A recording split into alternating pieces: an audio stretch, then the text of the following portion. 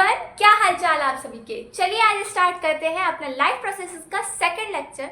देखिए, पहले लेक्चर में हमने कंप्लीट कर लिया था न्यूट्रिशन इन अमीबा और न्यूट्रिशन इन प्लांट्स को। आज हम देखेंगे न्यूट्रिशन इन ह्यूमंस को देखेंगे। ठीक है, ह्यूमन डाइजेस्टिव सिस्टम के बारे में आज हम पढ़ने वाले हैं। देखिए, ह्यूमन डाइजेस्टिव सिस्टम का इधर मैंने डायग्राम बना रखा है, लेकिन उससे पहले एक चीज देखते हैं। ह्यूमन डाइजेस्टिव सिस्टम, इसके दो पार्ट्स होते हैं। पहला पार्ट होता है हमारा एलिमेंट्री कैनाल और दूसरा पार्ट होता है हमारे एसोसिएटेड ग्लैंड्स। देखिए, एलिमेंट्री कैनाल क्या होती है? सिंपल पाथवे, माउथ से लेकर हमारे जो आप पूरे देख रहे हैं, लाइनिंग्स देख रहे हैं, ये सारे जितना भी पार्ट है, ये सब होता है हमारा एलिमेंट्री कैनाल का, और इसके आपको नाम भी आगे पता लग जाएंगे। दूसरा पार्ट होता है एसोसिएटेड ग्लैंड्स का, यानी कि हमारा जो मेन पाथवे है उससे अलग निकलकर हमारे पास डाइजेशन के लिए कुछ ग्लैंड्स भी इंपॉर्टेंट होते हैं, जो खाने को डाइजेस्ट कराने में हमारी हेल्प करते हैं। कौन कौन से? देखिए, जैसे यहाँ पे मैंने बना रखा है, इसका नाम है पैनक्रिया, और यहाँ जो मैंने बना रखा है इसका नाम है लीवर। तो ये जो लीवर और पैनक्रिया है, ये क्या काम कर रहे हैं? हमारे खाने को डाइजेस्ट कराने में हमारी हेल्प कर रहे हैं। ये इन ग्लैंड्स का क्या काम होता है? ये ग्लैंड्स कुछ एंजाइम्स छोड़ते हैं। एंजाइम्स क्या होते हैं? एंजाइम्स कुछ नहीं होते, कुछ ऐसे केमिकल्स होते हैं जो हमारे डाइजेशन की रिएक्शन को फास्ट कर देते हैं। या फिर हम ये भी कह सकते हैं, जैसे कि आपने केमिस्ट्री में कैटलिस्ट पढ़ा है, कैटलिस्ट क्या करते हैं? रिएक्शन को फास्ट या फिर स्लो करने में हेल्प करते हैं। यहाँ पर जो एंजाइम्स होते हैं वो कैटलिस्ट की तरह बिहेव करते हैं हमारी बॉडी में, और हमारी जो केमिकल रिएक्शंस चल रही है, हमारी जो बॉडी में केमिकल रिएक्शंस चल रही है, उनको स्पीड अप कर देते हैं, यानी कि उनकी स्पीड को बढ़ा देते हैं।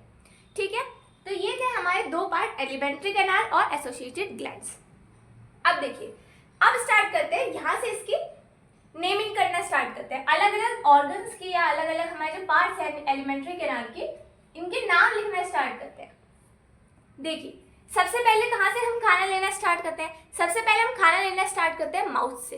इसलिए यहाँ पे क्या है, सबसे पहला जो पार्ट होता है वो होता है हमारा माउथ।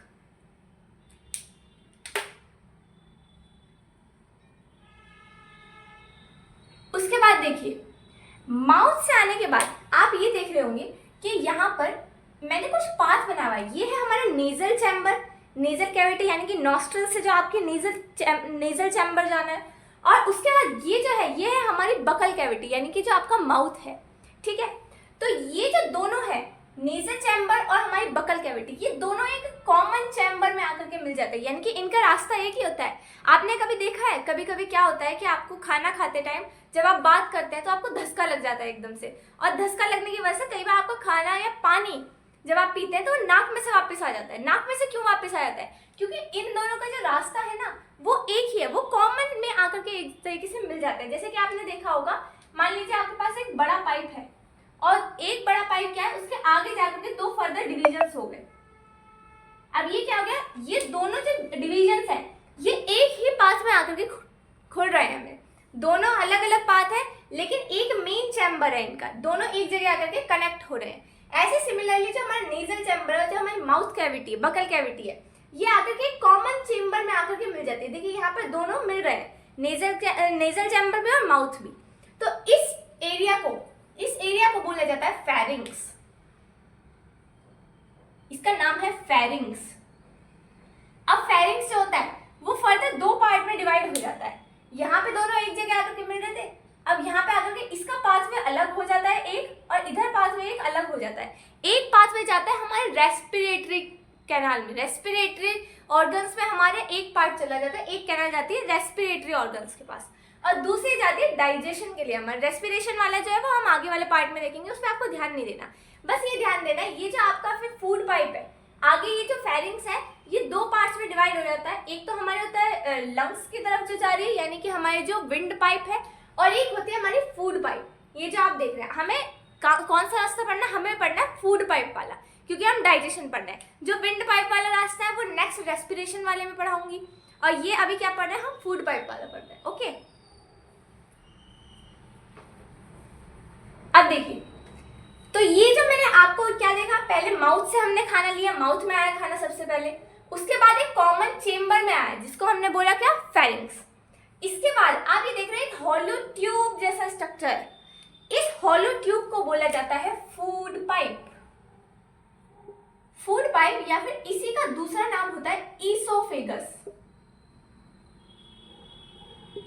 ओके, इनके बारे में अभी पढ़ते चलेंगे आगे। ओके, अब देखिए ईसोफेगस जो है ये एंड करता है कहां पर, एक बड़े से जे शेप्ड स्ट्रक्चर में, इसको बोला जाता है स्टमक।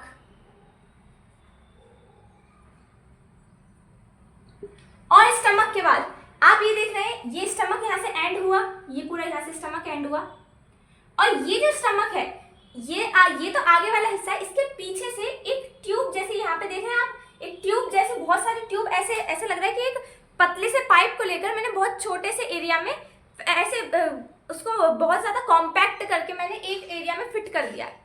लंबा सा पाइप है, उसको एक छोटे से एरिया में मैंने फिट कर दिया। इस पाइप को बोला जाता है, ये जो आप देख रहे हैं बीच में इतने सारे पाइप जैसे स्ट्रक्चर जो कॉम्पैक्ट हुआ है, इसको बोलते हैं स्मॉल इंटेस्टाइन। आपकी स्मॉल इंटेस्टाइन बहुत ही ज्यादा कॉम्पैक्टली पैक्ड होती है। ओके, अब ये जो स्मॉल इंटेस्टाइन होती है, जब स्मॉल इंटेस्टाइन खत्म होती है तो यहां से ये स्टार्ट होती है दूसरी इंटेस्टाइन में। जो आप बड़ी वाली इंटेस्टाइन देख रहे हैं ना, ये मोटी वाली जो इंटेस्टाइन देख रहे हैं, ये छोटी वाली खत्म हुई और कनेक्ट होती है दूसरे इंटेस्टाइन से, इसको बोला जाता है लार्ज इंटेस्टाइन।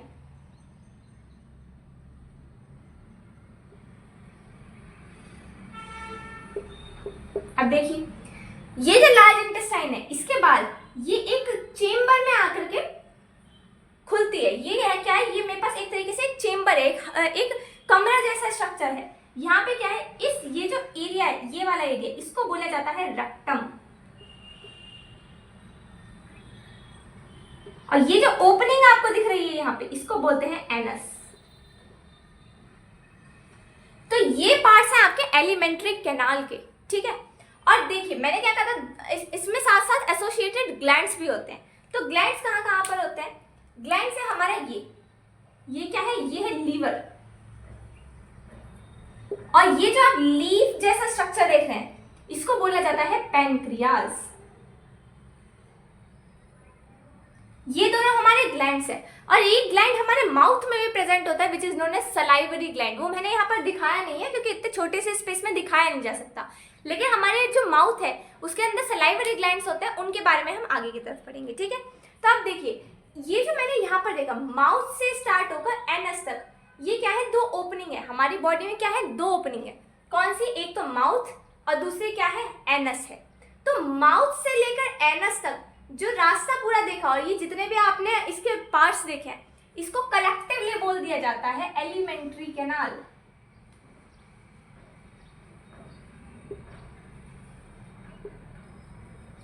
ओके, अब इस एलिमेंट्री कैनाल के बारे में हमें पढ़ना है कि एलिमेंट्री कैनाल में अलग अलग ऑर्गन्स का क्या काम होता है और डाइजेशन किस तरीके से शो होता है, ठीक है। स्टार्ट करते हैं माउथ से। ओके,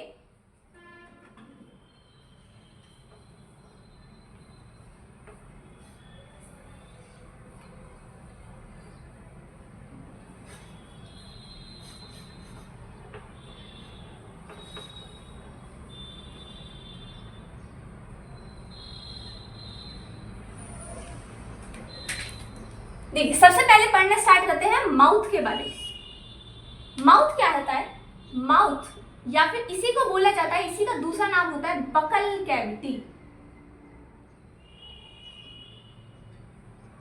माउथ या फिर बकल कैविटी, बात एक ही है। अब बकल कैविटी का काम क्या होता है, सबसे पहले जब आप खाना लेते हैं तो आप क्या करते हैं, आपके जो माउथ है, जो बकल कैविटी है, उसके बहुत सारे पार्ट्स होते हैं। कौन कौन से पार्ट्स होते हैं, आपके टीथ बकल कैविटी के अंदर आते हैं, आपकी टंग बकल कैविटी के अंदर आते हैं, आपकी जो सलाइवा है, सलाइवा क्या होती है, आपके जो माउथ में ये वाटर जैसा है, ये वाटर नहीं है, ये एक्चुअल में क्या है, ये है सलाइवा, आपकी लार।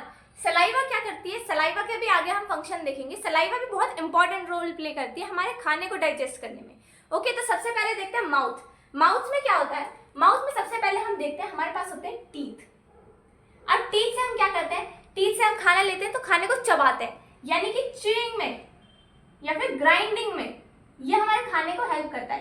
खाने को और छोटे छोटे पार्ट्स में हमारे दांत तोड़ने में हेल्प करते हैं। ओके, टीथ के बाद हमारी आती है टंग। टंग क्या करती है, टंग का काम है हमारे खाने को स्लिपरी बनाना। स्लिपरी कैसे बनाना, उसको सलाइवा के साथ मिक्स कर देना। जो हमारी टंग है वो क्या करती है, हमारे माउथ में जो हमने खाना लिया है उसको पूरे इसमें घुमाती है और उसको क्या करती है, सलाइवा के साथ मिक्स कर देती है। इस च्यूड फूड को क्या कर देती है, सलाइवा के साथ मिक्स कर देती है। यानी कि सलाइवा को किसके साथ मिक्स कर रही है, मिक्स विद फूड। या फिर हम ये भी कह सकते हैं कि फूड को क्या बना देती है, वो स्लिपरी बना देती है। अब टंग के बाद क्या होता है, टंग के बाद हम देखते हैं सलाइवरी ग्लैंड्स। सलाइवरी ग्लैंड्स, अब देखिए सलाइवरी ग्लैंड्स क्या होते हैं। सलाइवरी ग्लैंड्स वो सेल्स होती हैं या वो ग्लैंड्स होते हैं जो हमारे सलाइवा को सिक्रीट करते हैं, जो लार को सिक्रीट करते हैं। ठीक है, सलाइवा क्या आती है, ट्रांसपेरेंट कलर का वाटर जैसा स्ट्रक्चर होता है। अब देखते हैं, देखिए सलाइवा जो है क्या है, वाटरी होता है। ये क्या कर रहा है, सलाइवरी ग्लैंड्स हमारे सलाइवा को सिक्रीट कर रहे हैं।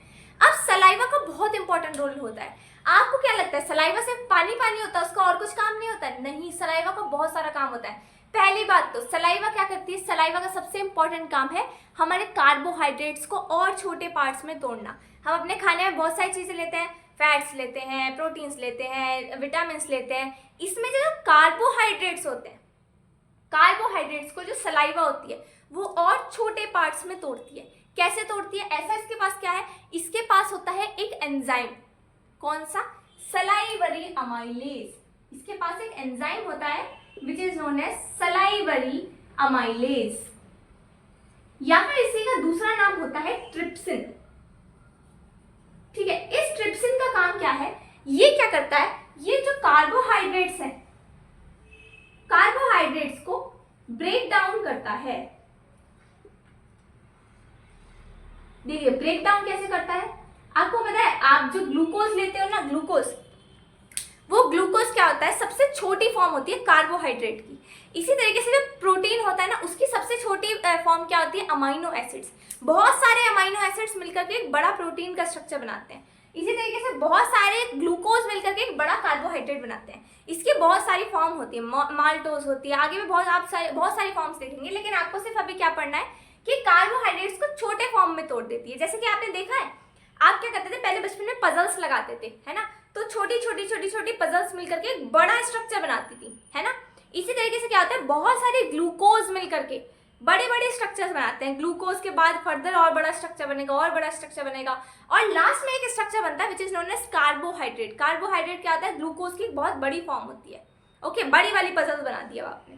तो अब क्या करते हैं, सलाइवरी अमाइलेज का काम है, जैसे ही फूड हमारे मुंह में आएगा इसमें से कार्बोहाइड्रेट्स को तोड़ना। और दूसरा आप क्या काम करते हैं, सलाइवा का ये भी काम होता है, वो हमारे माउथ को क्लीन रखती है। आप देखते हैं, आप हर टाइम तो ब्रश नहीं करते दिन में, कभी कभी आप क्या करते हैं, दिन में आपने खाना खाया लेकिन खुद ही आपके दांत क्या होते हैं, साफ होने लग जाते हैं। साफ कैसे हो जाते हैं, आपके जो दांत है ना, उससे आपके मुंह में बहुत सारे बैक्टीरिया होते हैं। अगर उनको साफ ना किया जाए तो आपके दांतों में कैविटी कर देंगे। उन कैविटी से प्रिवेंशन के लिए सलाइवरी अमाइलेज, जो सलाइवा होती है हमारी, वो हमारे माउथ को प्रोटेक्शन देती है, हमारे दांतों को प्रोटेक्शन देती है, साफ करके रखती है, उसमें बैक्टीरियाज को मारती रहती है। ठीक है, लेकिन इंपॉर्टेंट इसका क्या फंक्शन है कि इसमें सलाइवरी अमाइलेज होता है एंजाइम, उसको ट्रिप्सिन नहीं, टाइलिन, इसको टाइलिन कहते हैं, ट्रिप्सिन मैंने गलती से लिख दिया, टाइलिन। ओके, सलाइवरी अमाइलेज या फिर टाइलिन, इसका क्या काम होता है, ये कार्बोहाइड्रेट्स को छोटे फॉर्म में तोड़ता है। ये हमने देखा बकल कैविटी के बारे में। ठीक है, अब देखते हैं बकल कैविटी के बाद क्या स्टार्ट हुआ था, फेरिंग्स। फेरिंग्स क्या होता है, देखिए फेरिंग्स के बारे में आपको कुछ ज्यादा खास नहीं पढ़ना, और जब आप रेस्पिरेशन पढ़ेंगे ना, उसमें ब्रीदिंग पढ़ाऊंगी तो ब्रीदिंग में और ज्यादा जाकर के आपको क्लियर हो जाएगा कि फेरिंग्स होता क्या है असल में। तो फेरिंग्स कुछ नहीं होता, जो फेरिंग्स होता है उसके बारे में आपको सिर्फ इतना ही लिखना है कि pharynx it is a common chamber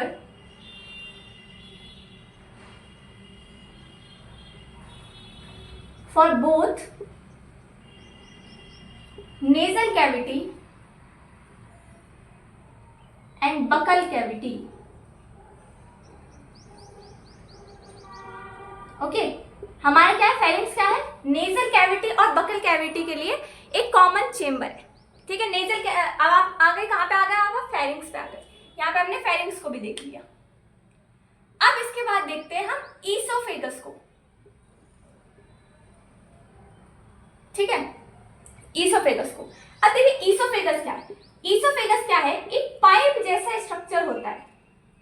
कैसा होता है, पाइप जैसा, आप देख भी सकते हैं एक हॉलो पाइप जैसा आपको स्ट्रक्चर दिखाई दे रहा है। और किस चीज का बना होता है, हॉलो पाइप मसल्स का बना हुआ होता है। किस चीज का, मसल्स का बना हुआ होता है।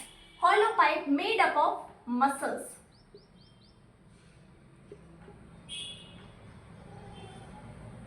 ठीक है, मसल्स का बना हुआ होता है। अब देखिए इसमें क्या इंपॉर्टेंट है, ईसोफेगस में सबसे पहली बात तो ईसोफेगस में कभी भी डाइजेशन नहीं होता। ईसोफेगस का काम क्या है, जो हमने खाना माउथ में लिया था ना उसको स्टमक तक पहुंचाना ईसोफेगस का काम होता है। ईसोफेगस सिर्फ एक क्या है, पाइप है, एक क्या है, एक आप कह सकते हैं रास्ता है सिर्फ जिसके थ्रू खाना जाएगा, उसमें डाइजेशन शो नहीं होता। ओके, तो क्या है, ईसोफेगस क्या है, एक हॉलो पाइप है, मसल्स का बना हुआ पाइप है, और इसका काम क्या है, इसका काम है फूड को माउथ से स्टमक तक पहुंचाना। अब ये खाने को माउथ से स्टमक तक पहुंचाएगा कैसे, ऐसा क्या करेगा, ये जब खाना माउथ से स्टमक तक पहुंच जाएगा तो ये क्या है, आप देखिए आपने क्या देखा, ये मसल्स का बना है। मसल्स कैसी तो होती है, मसल्स होती है कॉन्ट्रैक्टाइल या कह सकते हैं इलास्टिक होती हैं। वो क्या करती हैं, अपनी शेप को चेंज कर सकती हैं मसल्स। ठीक है, तो ये क्या होता है, ईसोफेगस जो होता है इन मसल्स की हेल्प से एक स्पेशल मूवमेंट को शो करता है। वो मूवमेंट हमारे कंट्रोल में नहीं है, वो क्या करता है, ये बॉडी अपने आप ही उस मूवमेंट को शो करती है। ईसोफेगस अपने आप ही शो करता है, हमारा उसमें कोई रोल नहीं है। ठीक है, इस स्पेशल मूवमेंट को बोलते हैं पेरिस्टालसिस मूवमेंट।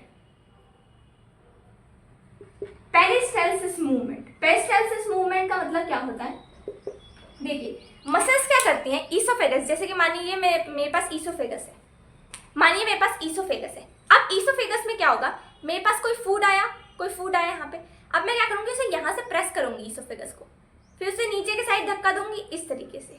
ठीक है, यानी कि मसल्स का मूवमेंट कैसा हो रहा है, इस तरीके से। समझ रहे हैं आप, कैसा मूवमेंट हो रहा है, इस तरीके से।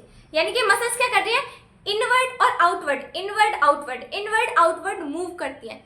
ईसोफेगस के मसल्स क्या कर रही है, इनवर्ड आउटवर्ड मूव कर रही है, और जिसकी वजह से क्या हो रहा है, खाना हमारा कैसे पहुंच रहा है, नीचे की साइड पहुंच रहा है। खाने को धक्का लगाने का काम कौन कर रहा है, पेरिस्टालसिस मूवमेंट कर रहा है, ईसोफेगस के थ्रू कर रहा है। तो बात समझ में आई, पेरिस्टालसिस मूवमेंट क्या है, मूवमेंट ऑफ मसल्स, मसल्स का मूवमेंट इनवर्ड एंड आउटवर्ड।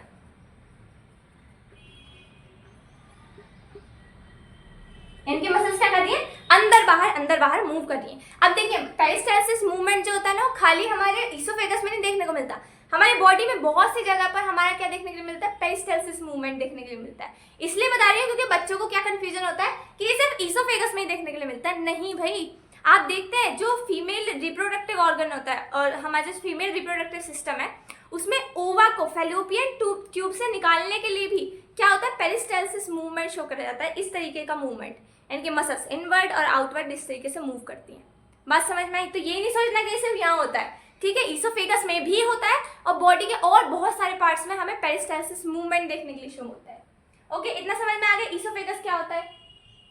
अब देखिए ईसोफेगस के बाद क्या हम देखते हैं, ईसोफेगस के बाद हम आएंगे स्टमक के ऊपर। ईसोफेगस देख लिया, अब देखते हैं स्टमक।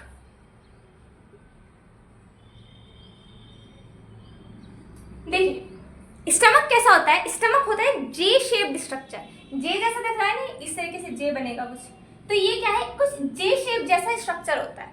और कैसा होता है, एक बैग लाइक स्ट्रक्चर होता है। बैग लाइक मतलब अपने अंदर सामान को भर सकता है। सामान क्या भरेगा, सामान नहीं, खाना भरेगा अपने अंदर। ठीक है, तो ये क्या करता है, यहाँ पे आकर खाना स्टोर होता है, खाना भरता है एक तरीके से।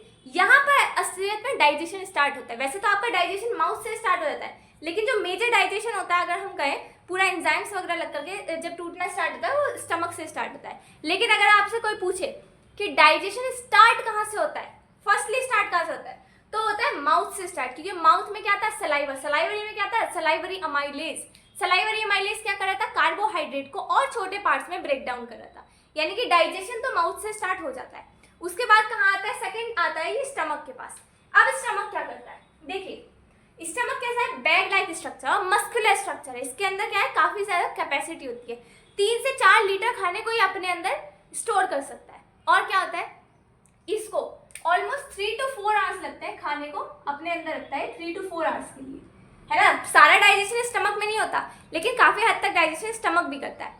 तो स्टमक में 3 to 4 आवर्स के लिए हमारा खाना रहता है हमारे पेट में। ओके, अब देखते हैं स्टमक में ऐसा क्या एंजाइम्स वगैरह होते हैं जिसकी वजह से हमारे जो स्टमक में वो खाना डाइजेस्ट होता है। देखिए स्टमक की जो लाइनिंग होती है, स्टमक की लाइनिंग, इसमें से कुछ हमारे जूसेस, कुछ केमिकल्स, कुछ एसिड्स रिलीज होते हैं क्योंकि इसकी जो लाइनिंग है इस पर प्रेजेंट होते हैं गैस्ट्रिक ग्लैंड्स। मैंने आपको कहा था ना कितने पार्ट्स हैं हमारे डाइजेस्टिव सिस्टम के, 2, एलिमेंट्री कैनाल और क्या है हमारा ग्लैंड्स, एसोसिएटेड ग्लैंड्स। तो गैस्ट्रिक ग्लैंड इसके साथ का किसके साथ एसोसिएटेड है, स्टमक के साथ का। स्टमक में होते हैं गैस्ट्रिक ग्लैंड्स। गैस्ट्रिक ग्लैंड्स क्या करते हैं, गैस्ट्रिक ग्लैंड्स 3 तरीके के सब्सटेंस रिलीज करते हैं। पहला होता है HCl यानी कि हाइड्रोक्लोरिक एसिड। दूसरा क्या होता है, दूसरा होता है पेप्सिन, और तीसरा होता है म्यूकस। ठीक है, 3 चीजें हमारे गैस्ट्रिक ग्लैंड से होते हैं, यानी कि स्टमक की लाइनिंग्स में जो गैस्ट्रिक ग्लैंड्स प्रेजेंट है वो 3 तरीके के सब्सटेंस हमारे रिलीज करें, हाइड्रोक्लोरिक एसिड, पेप्सिन और म्यूकस। अब इनका काम देखते हैं। हाइड्रोक्लोरिक एसिड का काम होता है जर्म्स को किल करना, और खाली सिर्फ जर्म्स को किल करना होता है नहीं। देखिए पेप्सिन क्या होता है, पेप्सिन हमारे पेट में इनएक्टिव होता है, यानी कि वो काम नहीं करता। क्यों काम नहीं करता, जब तक उसके ऊपर HCl नहीं डलेगा, HCl अपना रिएक्शन नहीं देगा, तब तक पेप्सिन कैसा बैठा रहता है, खाली। मतलब बिल्कुल ऐसे हो गया, आप पढ़ाई करना नहीं चाहते, जब तक मम्मी आपको थप्पड़ नहीं लगाएंगी तब तक आप उठोगे नहीं और पढ़ाई नहीं करोगे। ठीक है, तो ये क्या है, HCl क्या है, मम्मी है, और पेप्सिन क्या है, आप हो। आप तब तक काम नहीं करोगे जब तक मम्मी आपको थप्पड़ नहीं लगाएंगी। ठीक है, तो इसका काम क्या है, HCl का काम है पेप्सिन को एक्टिवेट करना, उसको जगाना। ठीक है, तो पेप्सिन को क्या, पेप्सिन क्या होता है, हमारे पेट में इनएक्टिव स्टेज में रहता है, which is known as pepsinogen. यानी कि ये क्या है, पेप्सिन की इनएक्टिव स्टेज है, ये भी काम करने के लिए तैयार नहीं है। ठीक है, अब पेप्सिनोजन क्या करेगा, पेप्सिनोजन पे जब आकर के HCl रिएक्शन करेगा तो HCl की हेल्प से क्या होगा, ये पेप्सिनोजन पेप्सिन में कन्वर्ट हो जाएगा। पेप्सिनोजन किस में कन्वर्ट हो जाएगा, पेप्सिन में कन्वर्ट हो जाएगा। तो ये यहाँ पे हमने क्या देखा, HCl का एक दूसरा काम, टू एक्टिवेट पेप्सिनोजन। ठीक है, पेप्सिन को जगाने का काम भी कौन कर रहा है, हमारा HCl कर रहा है। अब पेप्सिन, अब देखते हैं पेप्सिन का, ये तो होगा HCl का काम। ठीक है, पेप्सिन का काम क्या होता है, पेप्सिन का काम होता है प्रोटीन्स का डाइजेशन करना। पेप्सिन क्या करता है, प्रोटीन्स को और फर्दर छोटे पार्ट्स में डिवाइड करना स्टार्ट कर देता है, यानी कि इसका काम क्या है, डाइजेशन ऑफ प्रोटीन।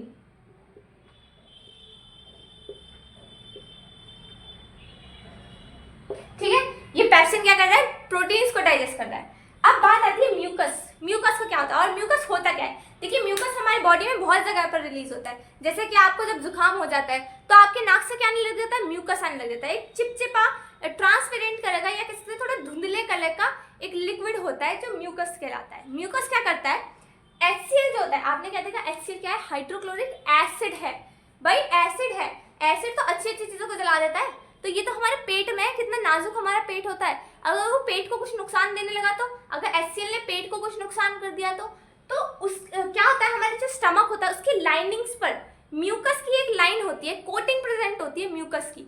म्यूकस क्या करता है, HCl से पेट की जो हमारे स्टमक की लाइनिंग्स है उनकी प्रोटेक्शन करता है हाइड्रोक्लोरिक एसिड से। यानी कि म्यूकस का काम क्या होगा, प्रोटेक्ट स्टमक, स्टमक की लाइनिंग्स को डैमेज होने से प्रोटेक्ट करता है। बात समझ में आ गई, ये था हमारा स्टमक के बारे में। अब आगे देखते हैं, अब हम देखेंगे स्मॉल इंटेस्टाइन क्या होती है।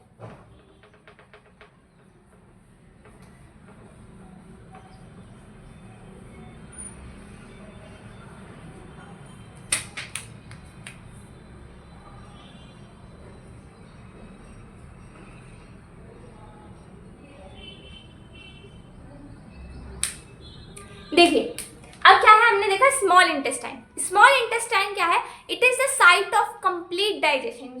यानी कि यहाँ पे जो हमारा खाना है उसका कंप्लीट डाइजेशन हो जाता है। लेकिन हम खाना अगर कहें तो वो गलत होगा, क्योंकि हम जो NCERT में पढ़ रहे हैं ना वो मेनली फोकस कर रहे हैं कार्बोहाइड्रेट्स पे और प्रोटीन्स पे।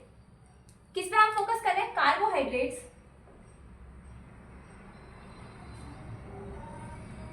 प्रोटीन्स और फैट। ये जो तीन चीजें है ना, हमने एनसीईआरटी में इन्हीं के डाइजेशन के बारे में मेनली पढ़ा है, और आप देखेंगे भी आपको इससे अलग कहीं मिलेगा नहीं, आपने और किसी चीज के बारे में देखा नहीं है। ठीक है, तो स्मॉल इंटेस्टाइन में क्या होता है, कार्बोहाइड्रेट और प्रोटीन्स और फैट्स का ये क्या होता है, इनके कंप्लीट डाइजेशन की साइट है। ये क्या है, साइट ऑफ कंप्लीट डाइजेशन। यहाँ पे खाने का कंप्लीट डाइजेशन हो जाता है, इसके बाद डाइजेशन नहीं होता। ओके, आगे हम देखेंगे स्मॉल आगे फर्दर, फिर यहाँ पे डाइजेशन अगर खत्म हो रहा है तो फिर लार्ज इंटेस्टाइन का क्या काम है, ठीक है, वो भी देखेंगे। लेकिन क्या है, small intestine is the site of complete digestion for carbohydrate, proteins and fats. ठीक है, अब देखते हैं स्मॉल इंटेस्टाइन को स्मॉल इंटेस्टाइन क्यों कहा जाता है। देखिए, आप देख रहे हैं ये जो स्मॉल इंटेस्टाइन है, एक पतली सी ट्यूब होती है, बहुत लंबी है ना, बहुत लंबी पतली सी ट्यूब होती है, और छोटे से एरिया में उसको बहुत ज्यादा पैक करके रखा जाता है। इस वजह से इसकी शेप भी देखिए कैसी हो जाती है ना, अजीब सी शेप हो जाती है। तो ये क्या है, ये बहुत लंबी होती है हमारी स्मॉल इंटेस्टाइन। लेकिन जो लार्ज इंटेस्टाइन है वो काफी छोटी होती है, इतनी ज्यादा लंबी नहीं होती स्मॉल इंटेस्टाइन जैसी। तो अब एक बात बताइए, इसको स्मॉल इंटेस्टाइन और इसको लार्ज इंटेस्टाइन क्यों बोला जा रहा है। ये तो छोटी है साइज में, तो इसको बोला जाता है इसके ल्यूमन के बेसिस पर। ल्यूमन क्या होता है, यानी कि इसका डायामीटर। ठीक है, जो स्मॉल इंटेस्टाइन है उसका डायामीटर पतला होता है, डायामीटर यानी कि ये जो गोलाई है ना उसकी ये कम होती है। लेकिन जो लार्ज इंटेस्टाइन है वो चौड़ी ज्यादा होती है। ठीक है, एक तरीके से ऐसे समझिए, एक पाइप मोटा है और पर छोटा है, तो उसको हम लार्ज इंटेस्टाइन बोलेंगे क्योंकि वो मोटा है साइज में। ठीक है, एक है छोटा है यानी कि पतला है पर लंबा है, उसको बोलेंगे हमने स्मॉल इंटेस्टाइन, क्योंकि उसका ल्यूमन या फिर कह सकते हैं उसका डायामीटर जो है वो क्या है, छोटा होता है। अब देखिए, जो स्मॉल इंटेस्टाइन है उसकी लेंथ वेरी करती है, यानी कि किसी ऑर्गेनिजम्स में ये बहुत ज़्यादा लंबी होती है और किसी ऑर्गेनिज्म में छोटी होती है। किस तरीके से, जो हर्बीवोर्स होते हैं, हर्बीवोर्स यानी कि जो पेड़ पौधे खाते हैं, हर्बीवोर्स में क्या होता है, स्मॉल इंटेस्टाइन जो होती है उसका साइज थोड़ा सा, लेंथ जो होती है उसकी बड़ी होती है, लेंथ इज मोर। क्यों भाई, यहाँ पे ऐसा क्या है, हर्बीवोर्स में जो इनकी जो स्मॉल इंटेस्टाइन है वो लंबी होती है, इनकी स्मॉल इंटेस्टाइन लंबी होती है क्योंकि ये क्या खा रहे हैं, पेड़ खा रहे हैं। और पेड़ों में आपने देखा है कि जो उनकी सेल बनी होती है वो बाहर उसके कौन से कोटिंग होती है, सेल वॉल। और सेल वॉल किसकी बनी होती है, सेल्यूलोज की बनी हुई होती है। यानी कि इनको किसका डाइजेशन करना है, डाइजेशन ऑफ सेल्यूलोज। और सेल्यूलोज का डाइजेशन करने के लिए हमारी इंटेस्टाइन लंबी होनी चाहिए। ठीक है, हम नहीं खाते सेल्यूलोज, हम पेड़ पौधों के सेल्यूलोज वाला पार्ट नहीं खाते सिर्फ। तो क्या है, हमारी इंटेस्टाइन कैसी होती है, थोड़ी सी छोटी होती है लेंथ में। लेकिन हर्बीवोर्स की डाइजेशन के लिए सेल्यूलोज होता है, तो उनकी स्मॉल इंटेस्टाइन कैसी होती है, उनकी लंबी स्मॉल इंटेस्टाइन होती है। ठीक है, अब देखिए स्मॉल इंटेस्टाइन में कौन से एंजाइम्स होते हैं, कौन से केमिकल्स होते हैं जो डाइजेशन में हेल्प कराते हैं।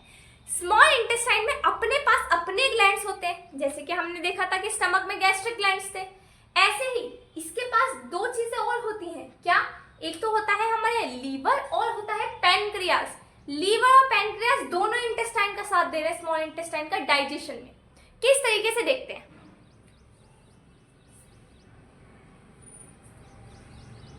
अब देखिए स्मॉल इंटेस्टाइन के पास क्या देखा मैंने, एक तो स्मॉल इंटेस्टाइन अपना डाइजेशन खुद कर रही है, उसके पास अपने भी ग्लैंड्स हैं। दूसरा क्या है, उसके पास लीवर भी है और उसका साथ देने के लिए उसके पास पैनक्रियास भी है। ओके, अब देखते हैं इंटेस्टाइन के पास ऐसा क्या है। इंटेस्टाइन के पास होता है इंटेस्टिनल जूस। और क्या होता है, इसके पास होता है लीवर का साथ, लीवर भी साथ दे रहा है इसका, है ना, तो लीवर भी देखते हैं, लीवर भी साथ देता है इसका। और क्या होता है, इसके पास पैनक्रिया भी होता है। ठीक है, अब देखिए इंटेस्टिनल जूस क्या कराता है। इंटेस्टिनल जूस जो होता है वो हमारे फाइनल डाइजेशन करा देता है, पूरी तरीके से हमारे जो खाना है उसको डाइजेस्ट कराता है। उसमें जो उसके पहले वाली स्टेजेस होती है उसमें लीवर और पैनक्रियास खाने को तोड़ना स्टार्ट करता है। देखते हैं कैसे। अब देखिए लीवर जो होता है, सबसे पहले हम लीवर में देखते हैं। ये काम करते हुए इसको साफ लिख देते पहले ऊपर थोड़ा।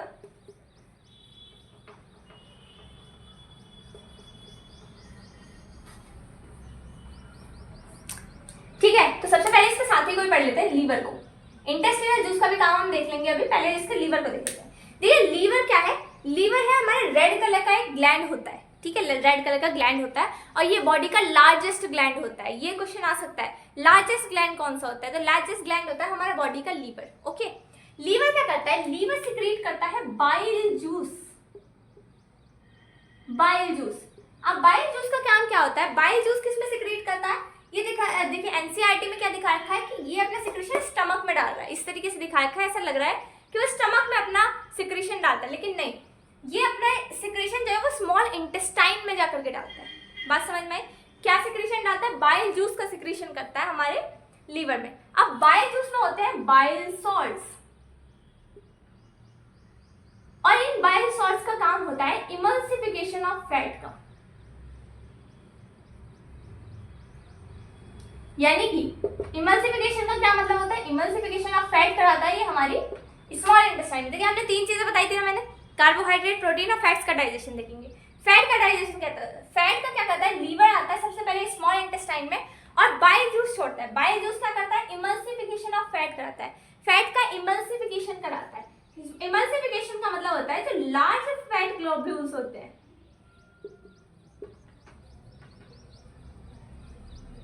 बड़े बड़े फैट के जो मॉलिक्यूल्स होते हैं उनको क्या करता है, छोटे पार्ट में ब्रेक कर देता है, स्मॉल इनटू स्मॉल पार्टिकल्स में ब्रेक डाउन कर देता है। यानी कि बाइल जूस ने क्या करा, जो बड़े बड़े हमारे फैट के मॉलिक्यूल्स थे उनको क्या करा, छोटे छोटे मॉलिक्यूल्स में तोड़ दिया ताकि स्मॉल इंटेस्टाइन और आगे उनका डाइजेशन कर सके। पूरी तरीके से नहीं तोड़ा, पूरी तरीके से स्मॉल इंटेस्टाइन तोड़ेगी, लेकिन इसने काफी हद तक क्या करा, फैट्स के इमल्सिफिकेशन कर दिया, लार्ज फैट ग्लोब्यूल्स को स्मॉल पार्टिकल्स ऑफ फैट में तोड़ दिया। ये काम हो गया हमारे लीवर का। अब देखिए लीवर में क्या है, यहाँ पे मैंने एक ऐसा ब्लैक कलर का स्ट्रक्चर बना रखा है which is known as gall bladder, ठीक है। अब इस गॉल ब्लैडर का क्या होता है, ये गॉल ब्लैडर एक तरीके से ये समझिए पैकेट है, ठीक है।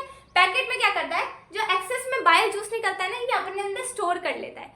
गॉल ब्लैडर क्या है, यहाँ पे थैली जैसा स्ट्रक्चर होता है और ये थैली जैसा स्ट्रक्चर क्या करता है, गॉल ब्लैडर ये अपने अंदर स्टोर कर लेता है किसको, बाइल जूस को, ओके, बाइल जूस को स्टोर कर लेता है, ठीक है। ये काम हो गया हमारे लीवर का। लीवर समझ में आया होगा।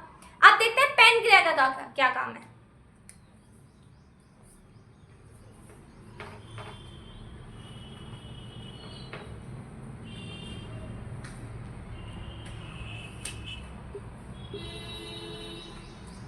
अब देखिए पैनक्रियास जो है ना, पैनक्रिया है यहाँ पे लीफ जैसा स्ट्रक्चर, एक पत्ती जैसा स्ट्रक्चर होता है पैनक्रियास। तो पैनक्रिया की शेप कैसी होती है, लीफ लाइक होती है, और ये कुछ पिंकिश कलर का हमारा क्या होता है, ग्लैंड होता है। लेकिन ये आपको याद नहीं रखना, मतलब मैं सिर्फ इसका स्ट्रक्चर बता रही हूँ किस तरीके का दिखता है। ये हमारा क्या है, पैनक्रियास होता है। अब पैनक्रिया का क्या काम होता है, पैनक्रिया रिलीज करता है पैनक्रियाटिक जूस। क्या रिलीज करता है, पैनक्रियाटिक जूस।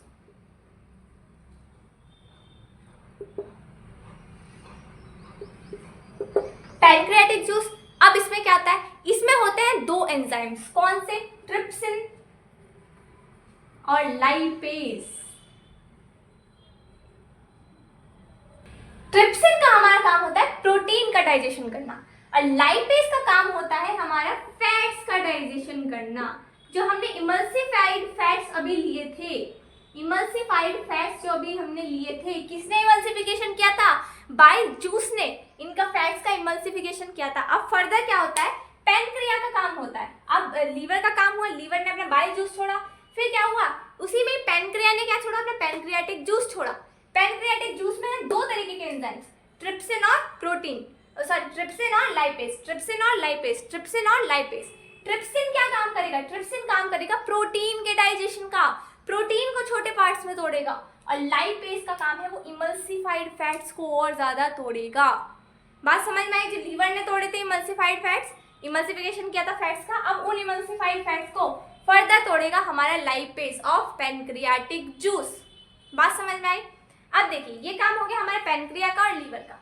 अब देखते हैं वापस से स्मॉल इंटेस्टाइन पे आ जाओ। मैंने कहा था स्मॉल इंटेस्टाइन में होता है इंटेस्टिनल जूस, क्या छोड़ता है, स्मॉल इंटेस्टाइन छोड़ता है इंटेस्टिनल जूस। स्मॉल इंटेस्टाइन क्या करता है, स्मॉल इंटेस्टाइन छोड़ता है इंटेस्टिनल जूस।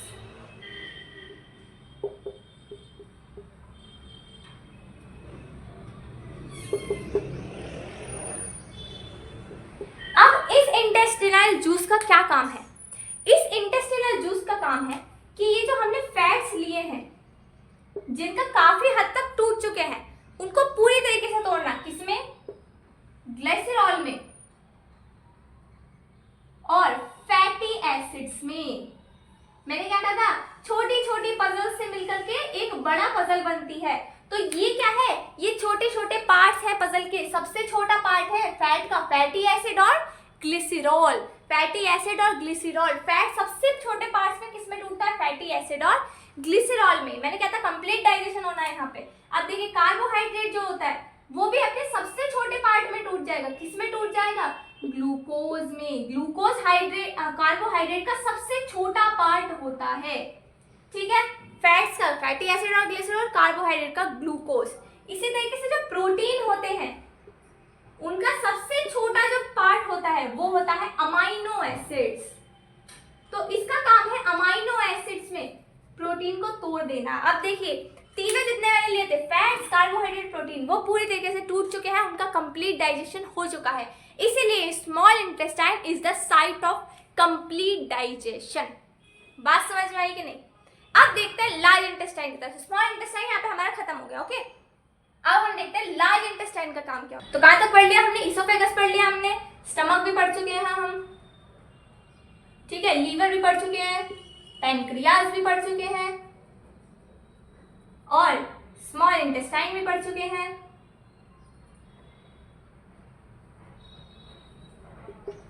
और अब हम पढ़ेंगे लार्ज इंटेस्टाइन।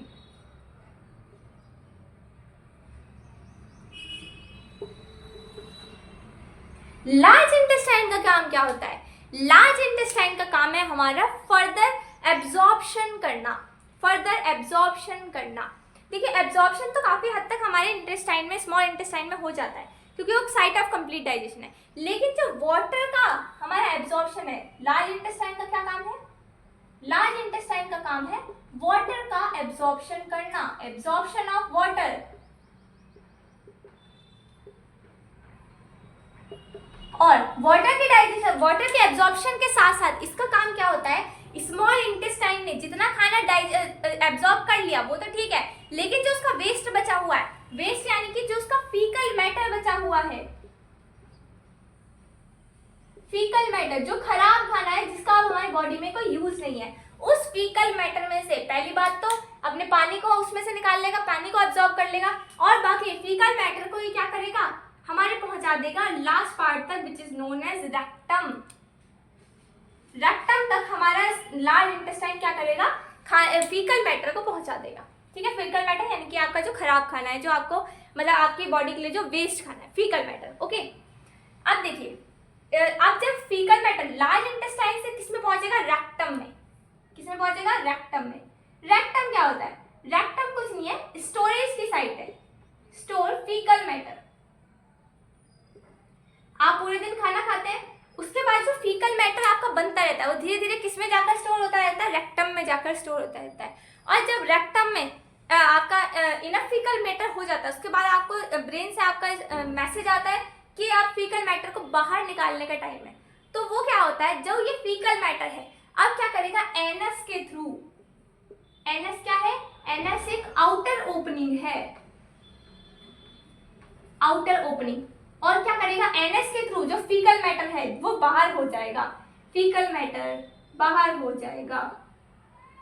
ठीक है, यानी कि स्मॉल इंटेस्टाइन ने क्या करा कि खाने को डाइजेस्ट करा, डाइजेस्ट करने के बाद एब्जॉर्ब करा, एब्जॉर्ब करने के बाद जो फालतू खाना बचा, वेस्ट जो बचा, वो स्मॉल इंटेस्टाइन, लार्ज इंटेस्टाइन में आया।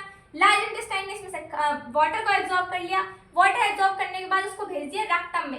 रेक्टम में क्या हुआ कि स्टोर हो गया फीकल मैटर, और जब इनफ फीकल मैटर हो गया हमारे रेक्टम में तो एनएस के थ्रू हमारा जो फीकल मैटर है वो एक्सक्रीट हो गया। इतनी बात समझ में आई? यहीं पर हमारा क्या होता है? डाइजेस्टिव सिस्टम कंप्लीट होता है। लेकिन इसमें एक चीज मैं आपको बता दूं, जैसे कि कुछ आपको क्या दे रखा है कि एनसीईआरटी ने कह रखा है जब स्मॉल इंटेस्टाइन में जो एब्जॉर्प्शन होता है, एब्जॉर्प्शन होता है विलेज के थ्रू। विलेज क्या होता है?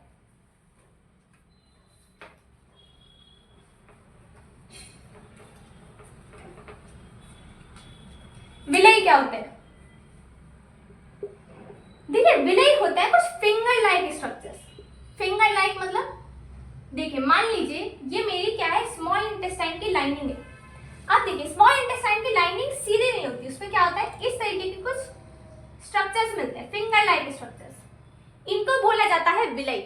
विलाई, ये विलाई क्या करता है, ये क्या करते हैं, एब्जॉर्प्शन के लिए सरफेस एरिया को बढ़ा देते हैं। आप खुद ही सोचिए, अगर आपके पास एक सिंगल शीट है तो वो इसका सरफेस एरिया इतना नहीं होता, लेकिन अगर आपको उतने में ही ज्यादा शीट्स लगानी है तो आपको उसको क्या करना पड़ता है, मोड़ना पड़ता है। मोड़ने से इसका क्या हो रहा है, सरफेस एरिया इंक्रीज हो रहा है, जिससे खाने को आसानी से अपने अंदर क्या कर सके, एब्जॉर्ब कर सके। ठीक है, तो यानी कि विलाई का काम क्या हो गया, फिंगर लाइक स्ट्रक्चर्स होते हैं, एब्जॉर्प्शन ऑफ फूड में काम करते हैं। ठीक है, नेक्स्ट वीडियो में अब हम रेस्पिरेशन के बारे में पढ़ेंगे और हमारे ब्रीदिंग का फिनोमिना और रेस्पिरेशन को दोनों को अलग अलग देखेंगे।